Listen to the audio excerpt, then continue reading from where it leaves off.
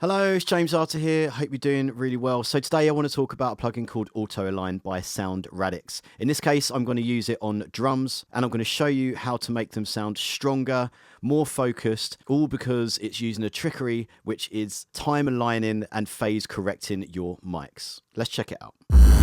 Now, why do we need this plugin? Now, the point of it is if you're recording something with more than one microphone, issues can arise because the sound is hitting each microphone at a slightly different time. This is especially the case with drums because you'll have many mics all over the kit. In my case, on this one, it's about 13 mics. So if you don't use proper mic techniques and you don't set everything up correctly, you might have a drum kit that sounds okay, but it won't sound as good as it could do. Even if you've done your very best and you've managed to get everything in a perfect position, this plugin will still help to just give you that extra edge. So let's start with a quick before and after, and then I'll show you how to use it. Okay, so I've got some drums here. They're pretty raw sounding. All I've done is a little bit of EQ here and there on a kick and snare. Otherwise, it's completely raw. I'm going to start by showing you the drums as they are, and then I'm going to bring in the plugin and take it in and out just so you can hear the difference. You're going to notice it more in headphones or speakers, just so you know, and really pay attention to the low end, especially on a kick and snare. Here it comes.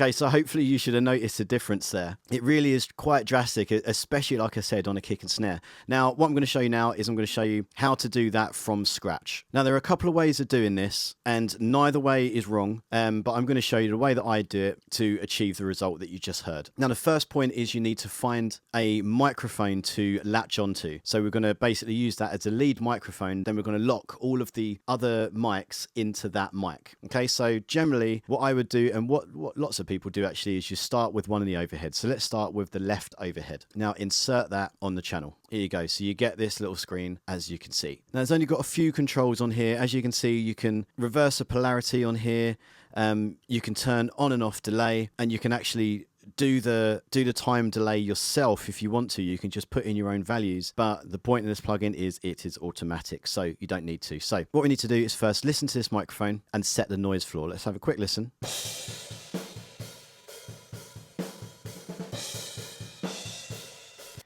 Now, this little display that's on the left here, we need to set that because at the bottom there is basically just a whole load of noise. It's getting an accumulation of all of the mics and the sound of the room. So what we want to do is we want to go close to the top where you're mainly picking out the snare. So you don't have all that fuzz at the bottom. You're mainly just getting the main actual hits. So let's have a look.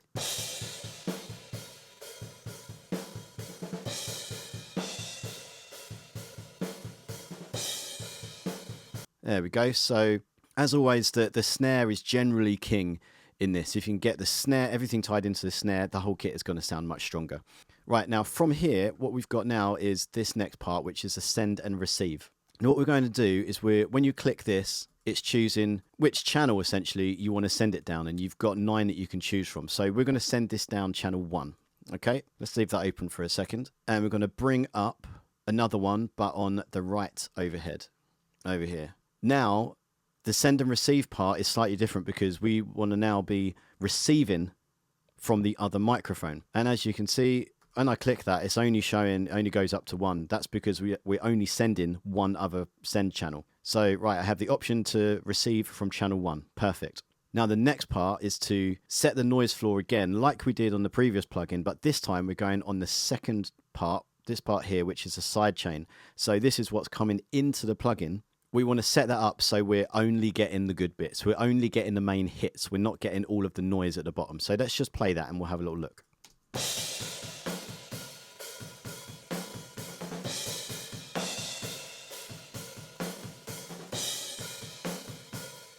Okay, perfect. And now when you're ready, you hit detect over here, hit play. It's going to listen to that audio and then it's going to come back with a reading and correct it for us. Now, have a little listen as it's going on, because you should notice that these microphones are actually a little bit out of phase already. So you're going to hear them get much, much tighter. Here it comes.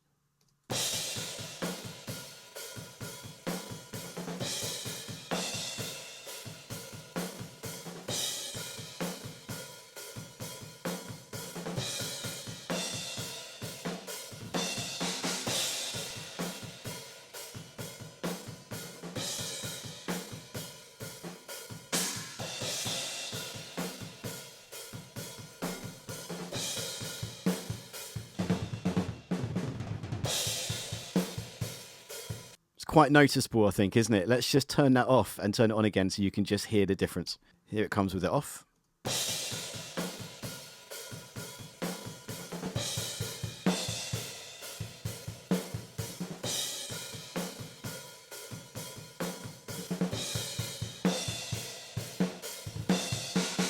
It's quite a difference already, isn't it?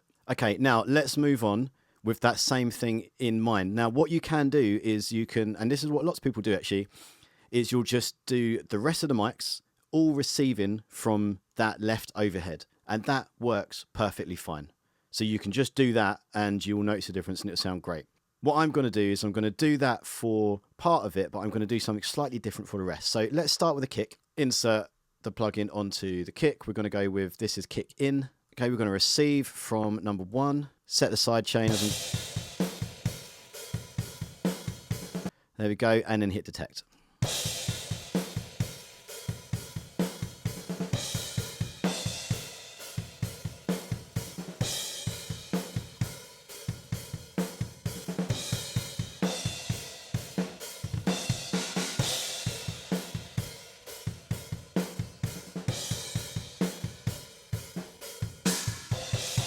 Now, once we've got that, now I'm going to bring in the second kick mic. So we've got a kick in and a kick out. I'm going to insert the plugin on there. Okay, I'm going to move that one over here. So we've got kick out on the right. And now I'm going to load up kick in on the left. Now, what I'm going to do is instead of taking the receive channel from the overhead, I'm actually going to take it from this first kick drum, from the kick in. So we've got kick in right over here. We're going to start another send channel. So click that and it's going to find a new one. So we're going to go to send 2. Set the noise floor on the left with the input over here.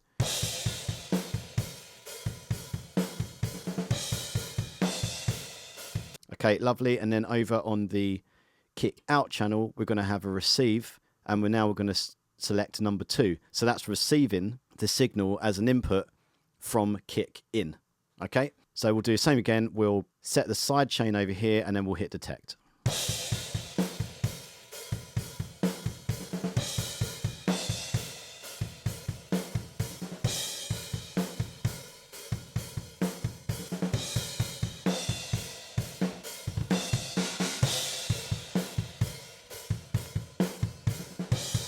You should have noticed a little bit of bass just bump in there. I'm just going to pull that out and put it in again.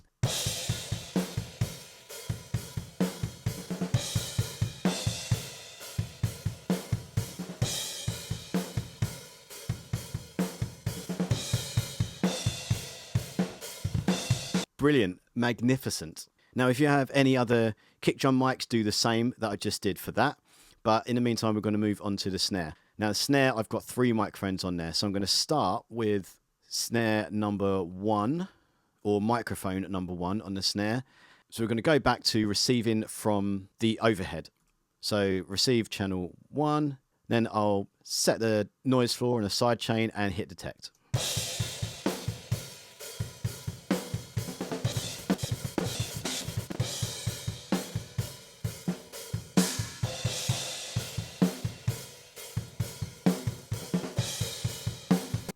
Yep, you should have noticed a bit of a difference there. Now we're going to, I think you know where I'm going to go with this. Now we're going to do the same thing with the snare that I did with the kick drum. So let's insert that onto snare 2. So this is a second mic on the snare. You're going to notice it's not going to sound great to start off with, and then it's going to just get magical, absolutely magical. We're going to send on another channel now. So we're going to send on channel 3. We're going to set that level over here, set the noise floor, and then we're going to receive on the second snare mic, so on snare 2, on that same channel, channel 3. Okay, I'm going to do that, and then you should be able to hear the difference when we start to do the detection. Here we go.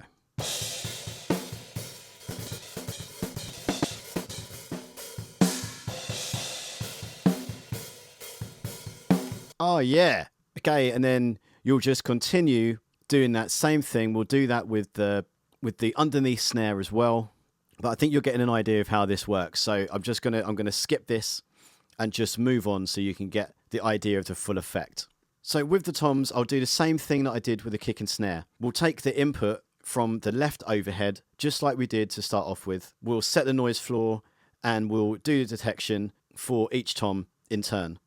If you have more than one tom mic on one particular tom, like say sometimes you'll have a top and a bottom on each tom, then what I would do is do the same thing what I did with the kick and snare. So once you've got the top mic aligned, when you're aligning the bottom mic, actually take the input or the sidechain input from the top. So we're not taking it from the left overhead anymore, we're taking it from essentially from the drum.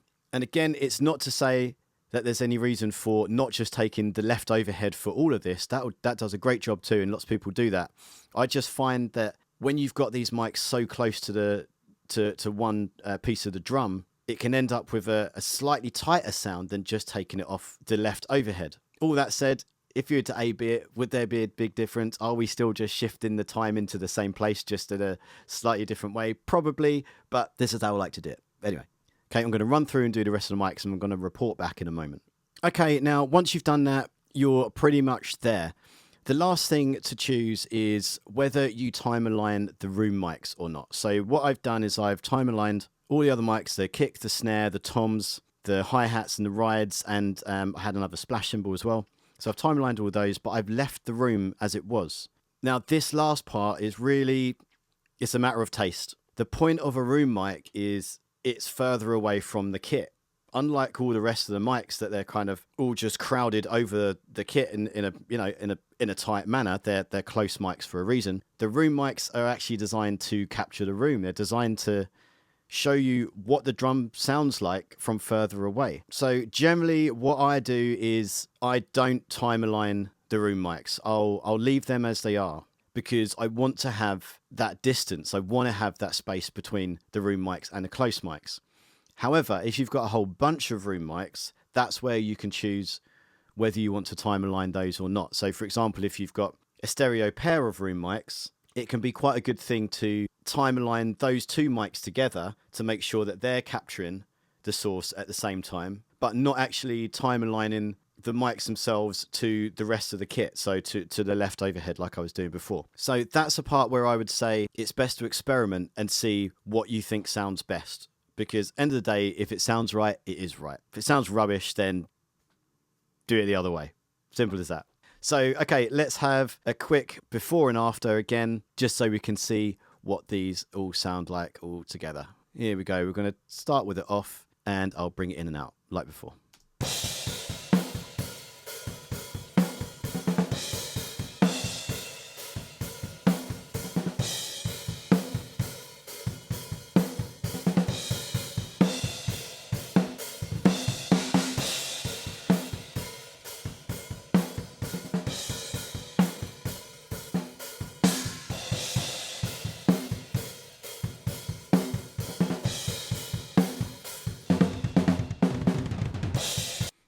And there you go. And there you have it. So hopefully you can hear the difference between having the mic time aligned and having them not time aligned. The drums actually sounded pretty good before that, but when we used auto align, they just sounded much stronger, much more focused.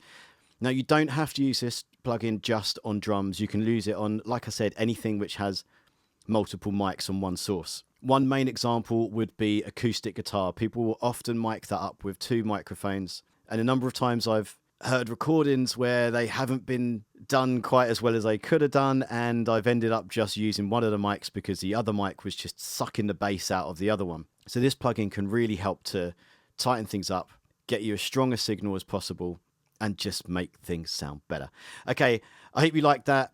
If you did, please like and subscribe. If you sign up to the mailing list, I'll send you some free stuff as well, so it's totally worth doing that. But anyway, in the meantime, thanks very much for watching. I'll see you next time.